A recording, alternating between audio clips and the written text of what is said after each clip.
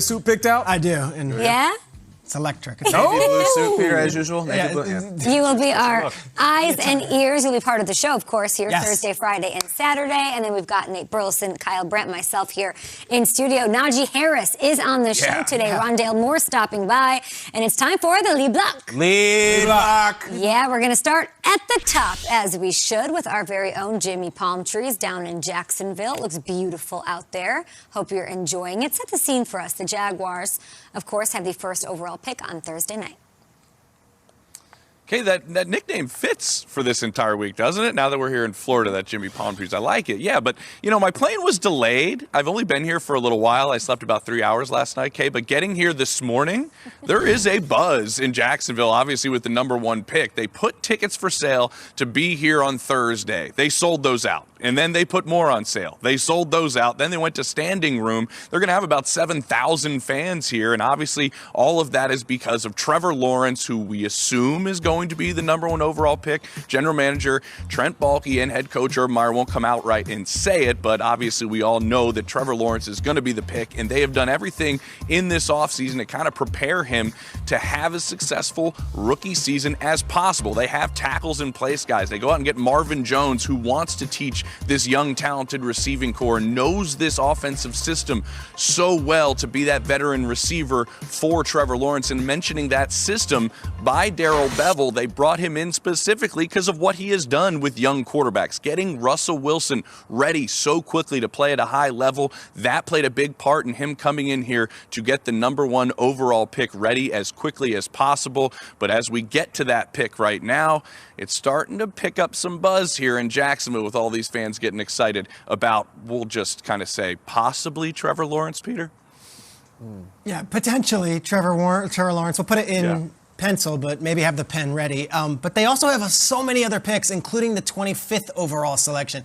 And this is all new for Urban Meyer. He's never been a head coach in the pros. How are the Jaguars approaching the draft? And how is this new coach looking at this 3-day experience and building this team from the ground up?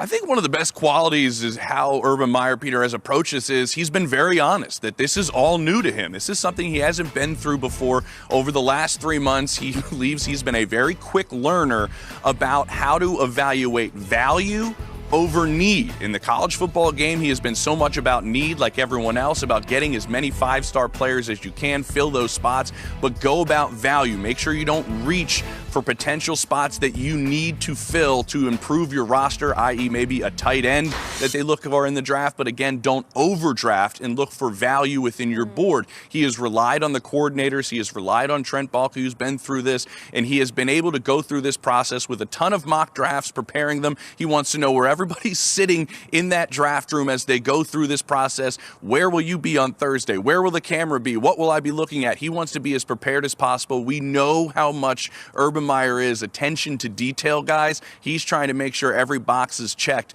before Thursday rolls around, but he has been very honest that this is new to him, and he's trying to rely on everyone in that room to make sure that he is prepared as possible. Well, I have it on good authority, as he was a friend of the show, that he watches Good Morning Football, so he's already on the right track to get a good head start here in the NFL. Yeah, he's ahead of it, Jimmy Palm Trees. Put some sunscreen on, get yourself an $8 hotel water like you always do, and we'll talk to you in a bit. So it looks like Trevor Lawrence at 1, Zach Wilson 2 to the Jets, and then what happens at 3 and 4? Well, take a look at this, everyone. Ian Rappaport tweeting this morning, the Falcons have received calls from teams inquiring about possible trades for all-pro wide receiver Julio Jones, sources say. A trade could not happen for cap reasons before June 1, but teams know Atlanta's brutal cap situation and are calling. A deal won't happen now, but later? Maybe. Interesting. The Falcons, of course, pick at 4. A lot of people have the talent of Kyle Pitts headed that direction, mocked-wise. All right, and then, as the Niners close in on the decision of which quarterback to take at number 3, sources say they're down to 2 prospects, and the belief is those 2 are Bama quarterback Mac Jones and Trey Lance. Sources say the focus does appear to have shifted to those 2. Schrags, you know what I care about? These poor Niners fans out there like, I like Jimmy G. I don't like Jimmy G. I want to trade up and take Justin Fields. Now you're talking Mac Jones. And there's a lot of noise from Niners fans. It's a storied franchise. They want to get it right. They don't want to be picking very highly in the draft. Should they consider how their fans are reacting when it comes to drafting at 3rd overall? You know, I put out there last week that it was going to be Trey Lance or Mac Jones. Ian confirming it here this morning. That's been the talk for several days now. And it's as if Mac Jones has never picked up a football in his life, the response from the fans. The faithful does not want Mac Jones. They have made their voice heard on Twitter. They have made it heard online. And I'm like, that is so overwhelmingly negative about the quarterback who they might take at 3rd overall. I went into my phone and started texting all other sorts of GMs because I'm like, is this you? Mac Jones can play. And I think if Mac Jones doesn't get drafted by the Niners at 3, like a team might trade up to get Mac Jones. He can play. Now, the fan reaction, does that play a role in the 49ers? Well, if you know Kyle Shanahan, you know he doesn't care at all about what people say. He's been listening to it his whole life. His father's been listening to it his whole life. But I will say this. You botched this pick.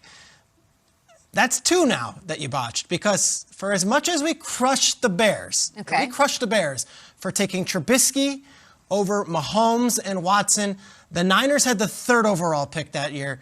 And let's hear, with San Francisco on the clock, with Brian Hoyer as their quarterback on the roster, let's hear who the San Francisco 49ers took at 3rd overall. With the 3rd pick in the 2017 NFL Draft, the San Francisco 49ers select Solomon Thomas, defensive end, Stanford. Solomon Thomas was selected by the 49ers, didn't work out. He was a nice player, he was fine. He's now a Raiders player. He might not even make the Raiders team. They took Solomon Thomas over Mahomes and Watson less than 5 years ago, and we never hear that. And they chased it with Reuben Foster. And then they got Reuben Foster at the end. So, that is what now you're starting to stack as far as, all right, well, we got C.J. Beathard, we like him. Didn't work out. Well, we've got this guy. The Garoppolo trade worked out in the favor that they got to the Super Bowl. But you botch another one of these fans will not forget. And I'm telling you, I think Mac Jones is going to be the pick as we sit here on Monday. That reaction is going to be vitriolic from that fan base. They don't want Mac Jones. And yet, every GM I speak to say Mac Jones can throw the ball, he can play. Yeah. And Kyle Shanahan and John Lynch and Adam Peters, if they come together and that's the pick, I am very curious to see how these next few years. Do we give them a little bit of a pass with the draft? And why don't I feel like nobody ever talks about that, Solomon. I remember sitting and interviewing his mom and having a great time. This was years ago. Because it wasn't quarterback. It wasn't like Trubisky you takes took all of Trubisky over them. But you took a defensive tackle who's not on the team. Interesting. And it happens more times than not. I mean, teams miss all of the time in the top 10. But what I love about you saying that they'll possibly go with Mac Jones, that's what the draft is all about. They say that beauty is in the eye of the beholder. When it comes to the draft, talent is subjected to the team that selects that player. So it doesn't matter if it's Mac Jones, if it's Fields, or if it's Trey Lance. If the 49ers are looking at a guy that can fit their system perfectly, then go with them. Who cares what the fan base is saying? Who cares what the league is saying? Who cares what teams are bluffing as if they want to do? Oh, we might want to go get Mac Jones or Trey Lance or Justin. It does not matter. If they feel like Mac Jones is the fit, then go out there and get him. And I said this before last week. I'll say it again. I trust the coach more than I trust the player.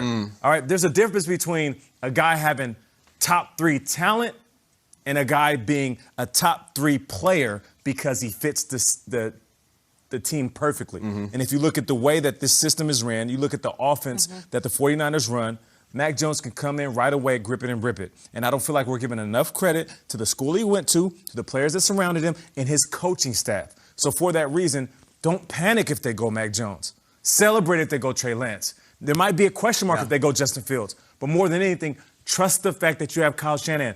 Look at what he was working with last year and what he was able to salvage out of that season. Now imagine him with a healthy offense and a rookie he can mold. He took Garoppolo, who was Brady's backup, and took him to a Super Bowl. I know. Imagine what he's going to do with a rookie that's sitting there like silly putty in his hands. He's going to turn him into a champ. You're asking him to trust him. I feel the same way. It's hard, though. I would only ask 49ers fans to remember what it was like before Shanahan got there, when you had Jim Tomsula and you had Chip Kelly, and there was reasons you were that bad. I look at it this way. When I was in 5th grade, not to brag, I was in the accelerated math class, okay? We're doing math. We're pretty good at it. There's this one kid in the corner named Scott. Scott was just allowed to do whatever he wants. Scott, you just do your own work. You're so smart. We trust you. And Scott was building this shape with 100 sides called a rhomboicasi dodecahedron. We're like, Scott, you are a genius. That's the Shanahan thing here. It doesn't make sense to a lot of us to spend the number 3 pick on Mac Jones. It makes even less sense to spend all of that for Mac Jones. It makes sense to Shanahan. Shanahan is in the corner doing his own work, and he's earned that. He has that acumen. He has that history. He won the MVP award from Matt Ryan. Trust him. It's hard, but trust him. I would only say this. You don't get to pick 3 quarterbacks. You picked Jimmy G. If you're going to pick Mac Jones, that's your second Rambi Akasi dodecahedron. It better be perfect. Yeah. This is it. Mac Jones will either be your ticket to the Super Bowl or a first-class ticket to being a coordinator somewhere else. This is your final project, Kyle Shanahan. I would urge Niners fans to trust him. I know it's hard. Trust the guy. He's the special, smart kid in this corner. He's Scott. Go get it. He's Scott. And it's not about us not thinking Mac Jones is up to the task. We've seen over and over and over again, guys like Tom Brady and Drew Brees can make an impact. You don't have to be an Aaron Rodgers. You don't have to be a Patrick Mahomes. But it's moving up and taking Mac Jones in. It's the conflation of that with the fact that these other guys are so much more physically gifted and talented. So I don't care if we take Mac Jones, but why would we take Mac Jones if we can have this other stuff and these other skill positions? So we'd love to hear from you guys, fans, of course, at GMFB, whether you're a Niners fan or not. It doesn't just affect the Niners, it affects every team in the league after they pick there at 3. As we go to Cleveland Live now and bring in Aditi Kinkabwala. We're so excited.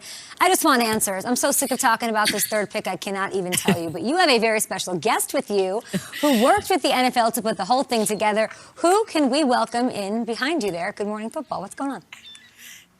That is absolutely correct, Kay. This gentleman helped spearhead the whole thing. This is David Gilbert, who is the CEO and president of Destination Cleveland and the Cleveland Sports Commission. David, thank you so much for coming out here early this morning. Absolutely, Aditi. Glad to be here. Well, part of why the NFL has moved the draft is to get to showcase NFL cities. So this week, what are the single most important things that Cleveland gets to show the NFL world? Well, we're really excited. One, we're in this beautiful spot where we get to show off the lake and the city, and you've got the Rock and Roll Hall of Fame and certainly by First Energy Stadium, a passionate Browns fan base. And I think just what a beautiful city this is, and we're excited for the country and the world to see it.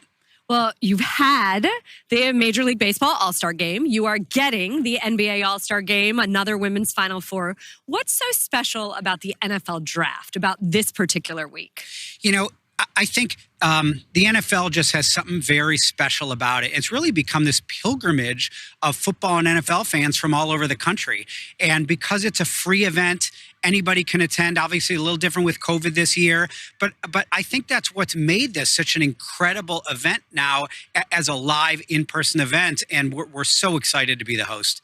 David, you mentioned COVID, which obviously limits maybe what you envisioned a few years ago.